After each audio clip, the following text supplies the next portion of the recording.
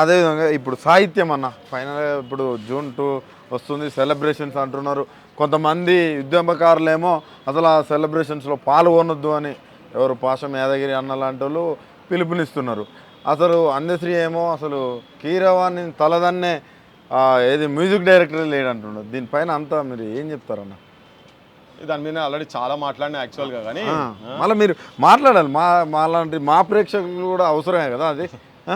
సరే, ఇప్పుడు జయ జయ హే తెలంగాణ అనేది రాష్ట్రీయ గీతంగా ఉండాలని ఎప్పటి నుంచో ప్రజల ఆకాంక్షగా ఉండే. అంటే చాలా సాహిత్యం వచ్చినా కానీ కృష్ణ గోదావరులు కుడి ఎడమ పారిన, గోల్కొండ తలపైన కిరీటమై మెదిలిన, త్రిలింగాల నేల తెలంగాణమై, భరతమాత నుదుట సింధూరమై, పాడరా పాడరా మన పాట జన తెలంగాణమై ప్రతి నోట అని చెప్పి మిత్ర రాసిన పాట మిలక గాత్రంలోకి వచ్చి ఇటువంటివి కూడా చాలా ఉండే. పోషమ్మ మైసమ్మ గ్రామ పోలేరమ్మ, వానొస్తే గంగమ్మ వనములో సారమ్మ, సిబ్బి పూల నడుమ గౌరమ్మరా, ఆడబిడ్డల జాడ బతుకమ్మరా అని.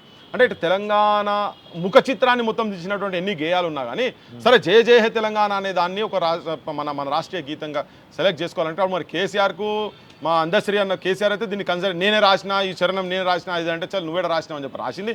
వాస్తవం కూడా అందశ్రీయే రాసిండు. ఆ గొడవతోనే అది అక్కడికి ఆగిపోయింది. సరే ఈయన వచ్చిన ఆయన నేను దీన్ని చేయదలుచుకున్నాను అన్నప్పుడు మా ఆబ్జెక్షన్ ఏంటంటే ఒక రాష్ట్రీయ గీతానికి సంబంధించినటువంటి అంశం కనుక, తెలంగాణ రాష్ట్ర గీతానికి పర్మనెంట్గా ఉండేటువంటి అంశం కనుక అది తెలంగాణ ప్రాంతానికి సంబంధించినటువంటి గాయకులు అయితేనే మంచిగా ఉంటుంది, ఈ ప్రాంతానికి సంబంధించినటువంటి మ్యూజిక్ డైరెక్టర్ అయితేనే కరెక్ట్ ఉంటుంది అనేది మా బోటోళ్ళ ఆలోచన. నేను కూడా అందుకే దాని మీద స్పందించిన. అంటే జనం గుండెలకెళ్ళి రావాలా ఆ మ్యూజిక్ అయినా కానీ ఏదైనా కానీ. అయితే ఆస్కార్ అవార్డు వచ్చింది కాబట్టి కీరవాణి చాలా గొప్పోడు కావచ్చు భయ్, గొప్పోడు కావచ్చు. ఏదైతే నాన్న నాకు మా అమ్మ నాకు ఉంటుంది భయ్. పక్కింటో నన్న పెద్ద స్పైడర్ మ్యాన్ లెక్క గాలి ఎగిరిపోతారంటే నాకేం చేసేది ఉంటుంది. పక్కింటో తల్లి మిస్ యూనివర్స్ అయితే నాకేం ఒరిగేది ఏం లేదు కదా.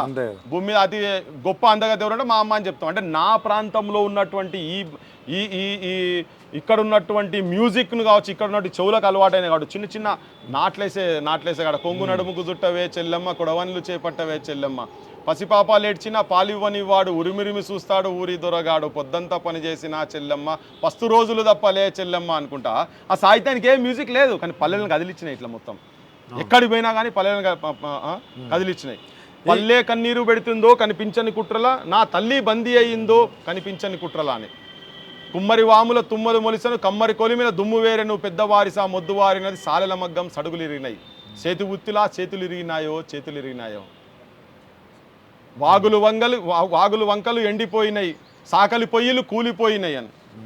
ఇటువంటి సాహిత్యానికి మ్యూజిక్ అందించిన మా వందే మాతరం శ్రీనివాస్ కావచ్చు, వాళ్ళతోటి ప్రభుత్వం కూలిపోయింది. ఆ పాటతోని గోరటెంకన రాసిన పాటతోని ప్రభుత్వాలు కూలిపోయినాయి. అప్పుడు ఉన్నటువంటి ముఖ్యమంత్రి పిలిచి సన్మానం చేసిండు ఈ పాటతో, ఈ సాహిత్యంతో. దానికి మ్యూజిక్ ఎవరు ఇచ్చారు? ఇంకో పాట తెలంగాణ మొత్తం పాపులర్ అయినటువంటి ఒక పాట మా రవి కళ్యాణ్ ఒక మ్యూజిక్ డైరెక్షన్ వహించినట్టు అలా రవి తన వీరులారా వందనం విద్యార్థి అమరులారా వందనం అని. చదువుకొక్కడు కానీ సాగనంపిన తండ్రి, చదువుల్లో సారాన్ని ఇప్పి చెప్పిన సారు, సావు వార్త వింటూ గుండె పగిలిన తల్లి అని. సాహిత్యం అంతా కాలేజీలో మండే నిప్పు కనికలు మీరు, విద్యార్థి సంఘాల వీరయోధులు మీరు, నెత్తుటి మడుగుల్లో ఎత్తిండ్రు పిడికిళ్ళు. అంటే నిజంగానే పిడికిలు ఎత్తినట్టుగా మ్యూజిక్ అది మొత్తం. అప్పుడు పిడికిలు ఎత్తిరు కానీ ఇప్పుడు ఆ పాట వింటుంటేనే ఆవేశం వచ్చినట్టుగా దాంట్లో ఇన్వాల్వ్ చేసినటువంటి అద్భుతమైన మ్యూజిక్ ఇచ్చినటువంటి వాళ్ళు ఉన్నారు, మోహన్లు ఉన్నారు. ఇటువంటి వాళ్ళు ఒకగానొక పాట 3 రంగుల జెండా కూడా వాళ్ళని అధికారంలో తీసుకొచ్చింది కదా, అంత పెద్ద సాహిత్యం. ఆ పాట అధికారం తీసుకొచ్చింది కదా, అది రేవంత్ రెడ్డి అనే వ్యక్తి పేరు జనాలకి తీసుకుపోయింది. మీరు తప్పు భ్రమలలో ఉండకండి. తన అధికారంలో ఆ పాట తెచ్చింది కాదు. తెలంగాణలో ఉన్నటువంటి తెలంగాణలో ఉన్నటువంటి సమస్యలకు వ్యతిరేకంగా ప్రజా వ్యతిరేకత ఏదైతే ఉండేనో అది కాంగ్రెస్ సైడ్ మలిచింది. కానీ ఆ పాట చూసి ఒకటి చాలా ఉన్నదేం పాడైందల్లా, సాహిత్యం అయిందన్న అది అంతేనా, ఏమున్నది అలా.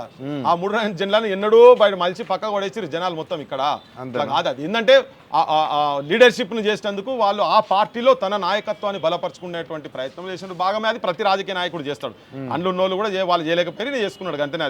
అది ఆ పాట చూసి ఓట్లేసిరని మీరు భ్రమలలో ఉండకండి. తెలంగాణ సమస్యల ఎవడెలుగుతున్నాడు తెలంగాణ, ఎవరి పాలయ్యింది తెలంగాణ అని చెప్పనే సాహిత్యం వచ్చినప్పుడు సాహిత్యంలో సమస్యలు కావచ్చు, ఏ ఆకాంక్షలతో తెలంగాణ వచ్చిందో నిజంగానే ఆకాంక్షలు నెరవేరినాయి అంటే నెరవేరలేదు కాబట్టినే డిఫరెంట్ సాహిత్యాలు వచ్చిన తర్వాత దాంతో జనానికి ఒక అభిప్రాయం ఏర్పడ్డది. ఈ పాలన మనకొద్దు, కొత్త పాలనను తీసుకొచ్చుకుందాం, ఈ రాక్షస పాలన మనకొద్దు కనుక కొత్త వాళ్ళని తీసుకొచ్చుకుందాం అని చెప్పని ఎట్లా అయిపోయిందంటే లాస్ట్కు ఎవడనే రానిరాబా ఈయనైతే ఓడిపోవాలనే కాడికి వచ్చింది. వచ్చి ఆయనకు వ్యతిరేకంగా ఓట్లు వేసిరు, ఆ ఓట్లు ఇటుపడ్డాయి కాబట్టి. నీకు అంత పెద్దగా ఆయన పెద్ద హీరో ఏదంటే మల్కాజ్గిరిలో ఒక అసెంబ్లీ సీట్ ఎందుకో గెలవలే, ఆయన నిజంగా తోపు లీడర్ అనుకున్నాను అనుకో మీరే. చాలా మంది మాట్లాడుతూ అంటారు ఈయన మొత్తం నిలబెట్టిన బాయ్, మరి నీ మల్కాజ్గిరిలో ఒక సీట్ అన్న గెలిచినావా? నీది అనుకోకు, నీది కాదు ఇది. నువ్వు బాగా భ్రమలలో ఉన్నారు మీరంతా. మా చేపట్టే వచ్చింది, మేమే పెద్ద తీసుమార్గాలను కాదు. కేసీఆర్ వ్యతిరేకమైన ఓటు అనివార్యంగా కాంగ్రెస్ పార్టీకి వేసిండ్రు. మా ఓటులో కూడా ఈ పార్టీకి వేయరా నాయన చెప్పలే, ఈ పార్టీకి వేయకని చెప్పినాం మేము.